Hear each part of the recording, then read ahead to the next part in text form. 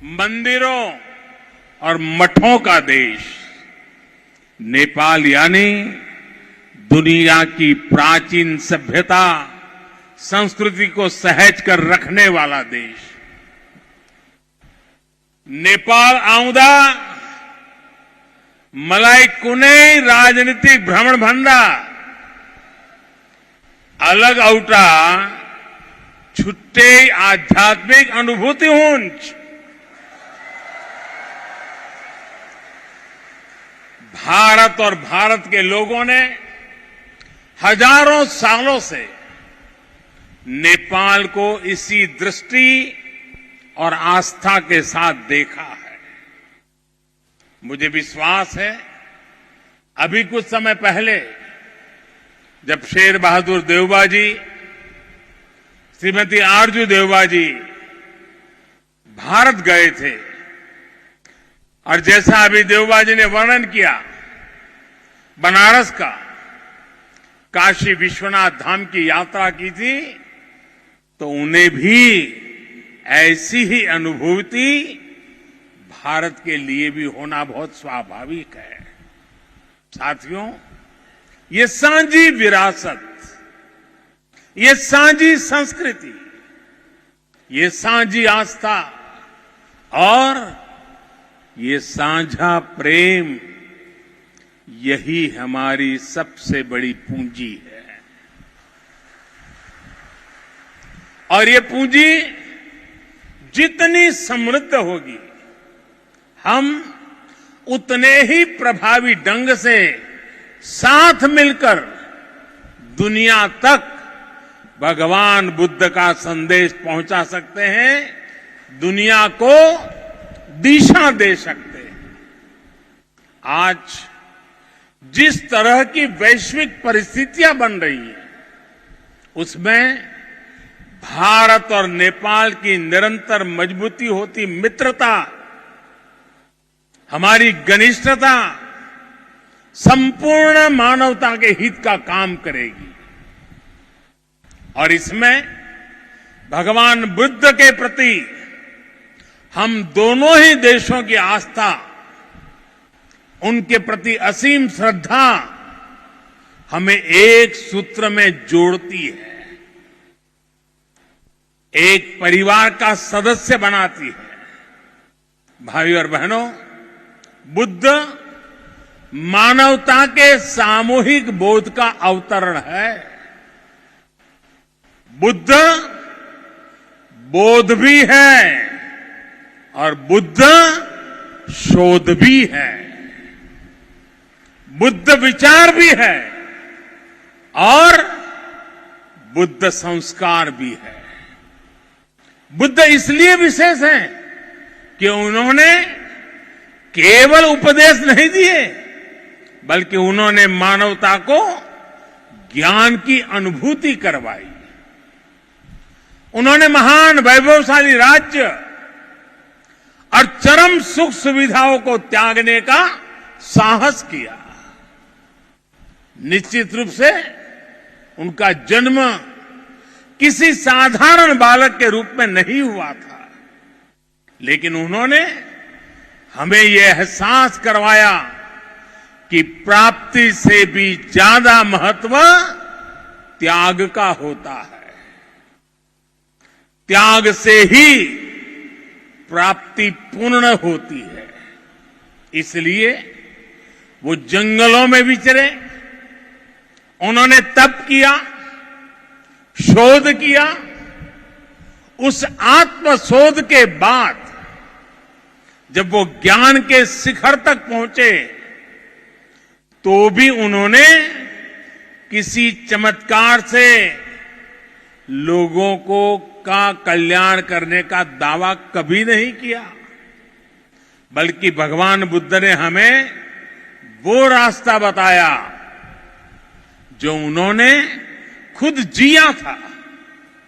उन्होंने हमें मंत्र दिया था, अप्पदीपो भव भिक्खवे, अप्पदीपो भव भिक्खवे, परीक्ष भिक्षवो, ग्राह्यम मद बचो न तू गौरवाद। अर्थात अपना दीपक स्वयं बनो, मेरे वचनों को भी मेरे प्रति आदर के कारण ग्रहण मत करो, बल्कि उनका परीक्षण करके उन्हें आत्मसात करो। साथियों, भगवान बुद्ध से जुड़ा एक और विषय है जिसका मैं आज जरूर जिक्र करना चाहता हूं। वैशाख पूर्णिमा का दिन लुम्बिनी में सिद्धार्थ के रूप में बुद्ध का जन्म हुआ। इसी दिन बोध गया में वो बोध प्राप्त करके भगवान बुद्ध बने और इसी दिन कुशीनगर में उनका महापरिनिर्वाण हुआ।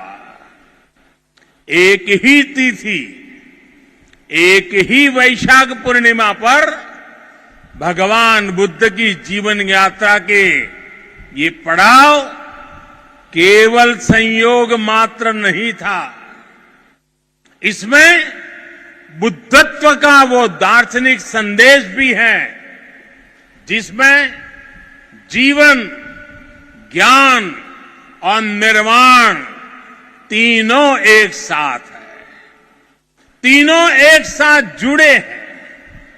यही मानवीय जीवन की पूर्णता है और संभवतः इसीलिए भगवान बुद्ध ने पूर्णिमा की इस पवित्र तिथि को चुना होगा। जब हम मानवीय जीवन को इस पूर्णता में देखने लगते हैं तो विभाजन और भेदभाव के लिए कोई जगह नहीं बचती। तब हम खुद ही वसुधैव कुटुंबकम की उस भावना को जीने लगते हैं जो सर्वे भवन्तु सुखिनः से लेकर भवतु सब्ब मंगलम, भवतु सब्ब मंगलम के बुद्ध उपदेश तक झलकती है। इसलिए भौगोलिक सीमाओं से ऊपर उठकर बुद्ध हर किसी के हैं, हर किसी के लिए है। साथियों, भगवान बुद्ध के साथ मेरा एक और संबंध भी है जिसमें अद्भुत संयोग भी है और जो बहुत सुखद भी है। जिस स्थान पर मेरा जन्म हुआ, गुजरात का वडनगर, वहां सदियों पहले बौद्ध शिक्षा का बहुत बड़ा केंद्र था। आज भी वहां प्राचीन अवशेष निकल रहे हैं जिनके संरक्षण का काम जारी है। और हम तो जानते हैं हिंदुस्तान में कई नगर ऐसे हैं, कई शहर, कई स्थान ऐसे हैं जिसको लोग बड़े गर्व के साथ उस राज्य के काशी के रूप में जानते हैं। भारत की विशेषता रही है और इसलिए काशी के समीप सारनाथ में मेरी आत्मीयता आप भी जानते हैं। भारत में सारनाथ, बोध गया और कुशीनगर से लेकर नेपाल में लुम्बिनी तक ये पवित्र स्थान हमारी सांझी विरासत और सांझे मूल्यों का प्रतीक है। हमें इस विरासत को साथ मिलकर विकसित करना है और आगे समृद्ध भी करना है। अभी हम दोनों देशों के प्रधानमंत्रियों ने यहां India international centre for Buddhist culture and heritage का शिलान्यास भी किया है।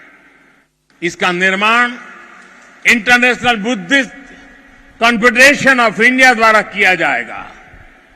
हमारे सहयोग के इस दशकों पुराने सपने को साकार करने में प्रधानमंत्री देवबा जी ने उनका अहम योगदान है।